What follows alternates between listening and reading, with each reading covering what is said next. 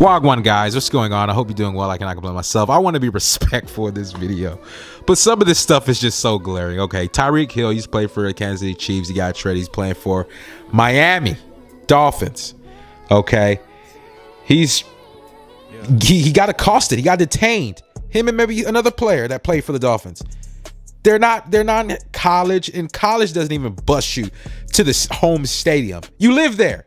Just come on in. Just drive in. Get up here, and then you're gonna play. Okay? And it's so sad, man. This guy is trying to make it to the game, trying to make it to work. And he's going 5 miles over, maybe 10 miles over. You know, we're gonna pull him over. He's in a nice car. You see the car he had? It was an all black McLaren. What is it? $250,000. It's an expensive car. Okay, and these guys, you know what? Let's get them out the car. Let's put handcuffs on them. I think I don't got the audio plan, but if you listen to it with audio, he's basically he told him he was speeding. He already told him what the deal was. He told him he was speeding, and then he's asking why he's speeding. But he asked why he was speeding once he rolled the window up. He gave him all his. I think he gave him his information. He gave him everything. He just needs a ticket. But what he's doing now is he's just trying to pry. He's trying to, you know, he has somewhere to be, obviously. You know what I'm saying? We're just waiting for his ticket. These guys were instigating a fight. That's what they were there for, and that's what they started. They definitely started a fight. Long story short, these guys get placed on him. Well, one of the cops, I believe, got placed on administrative leave. And that was the one that was really being physical. There was another one that went over there and started getting mouthy to one of the other players. And then he put him in handcuffs. Okay? Now, my thing is this, dude. My thing is this. And it wasn't no infraction where the car was blocking the road because it was a police. They stopped Tyreek Hill in that lane. So he was in that lane. He was just ahead of him. So he wasn't, it wasn't obstructing traffic. You guys are already stopped right there. They can still pass. So to me, it was like, you could tell these guys, these guys are definitely bilingual. Okay. These guys, they would have to be American citizens to be a police officer. But you can tell there's some type of, I don't know if it was, some type of cultural language barrier, but it's something that's just not getting communicated clearly. It's something that's, you know what I'm saying? And you get these guys that they just, how do you not know this is Tyreek Hill? Period. Let me just stop there. How do you not know it's Tyreek Hill? And this is what you do. You rip this guy from his car, expensive car, more than he makes in a year. You can tell he's already jealous from that. He's hot from that, and rips him from. And even talking about just being respectful, and and all these things. But even Tyreek Hill in an interview afterward, a post-game press conference, he was like, hey, maybe we could link up and we could do something, charity, whatever, to make this situation right. You feel me? You know what I'm saying? And just a class act type of guy. And you see the celebration that he did with the handcuffs or whatever. But it's just like these people, they handled this situation completely and totally wrong. From a speeding infraction, it's like, in what world do you live in where someone has to be a child? He's an adult. Okay, you don't have to talk to him like he's a child. You don't have to yell. What world where it's okay for you just to rip off on people and yell at them? You know what I'm saying? Is it a world where you have a badge and a gun? Of course. And he was saying, these guys, this is a crazy situation. This is because they were acting that way. You know what I'm saying? And they was one of the guys was put on administrative leave, and he was losing it. You see him like he was dropping the people's elbow on him. And obviously he had an injury. He said he had surgery on his knee. That's why he couldn't just plop down like these guys was. This dude jumps on his back and mashes him to the ground. You know what I'm saying? It's like,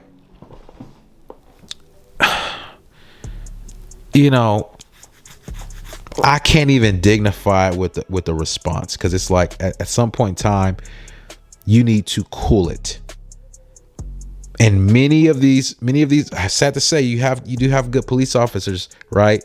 But I'm saying you have a lot of these guys who just make it up on the force, right? They just make it up on the force, just to get some money, just to reel in that money, and that's what they're there for. They're there for the money. And somewhere they could just, because you just need a high school education, a GED, and that's it, And I understand, just like, normal things, in the law, knowing what to do, what not to do.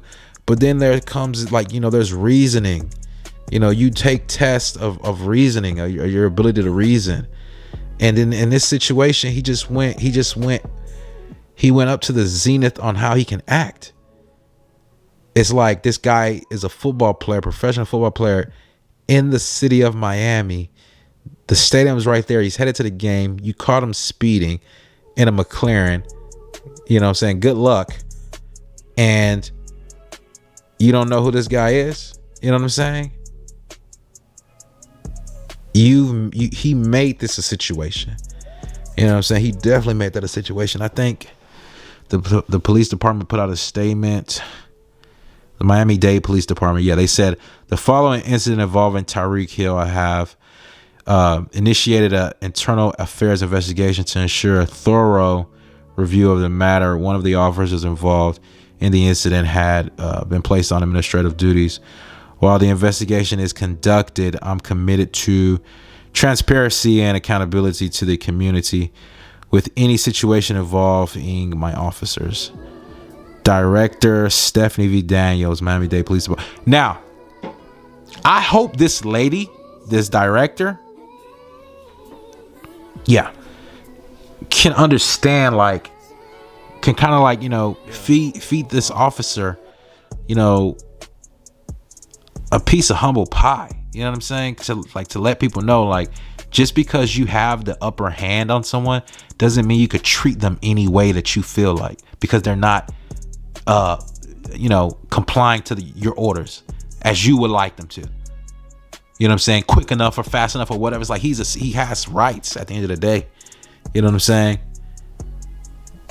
And I believe she definitely should come down on this guy, and definitely make an example out of him. But they're doing an investigation. Who knows what may happen, if they actually going to find that this he did something wrong in the investigation. But that he's placed on administratively, so he's doing, and it's so he's not in the field, but he's still getting paid.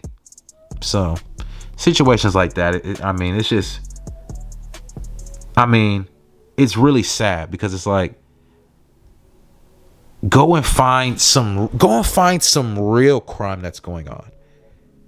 You know what I'm saying? You're so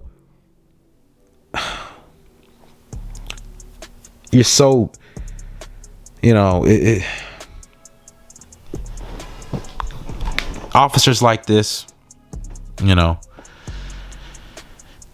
just barking up the wrong tree. That's all I can say. They just, they're pest to the real citizens. You know what I'm saying? The real tax-paying citizens. They're just complete pests. You feel me? And then, they're just gonna amplify any situation. So glad that he's out on he's not on the field anymore. So he can't do what we saw there. But I had to speak on this situation. It was, you see stuff like this and it's just like, oh my goodness, here we go again. It just throws you for a loop. But this stuff still continues to happen. But that's what I got for you guys. Peace, man. I'm out.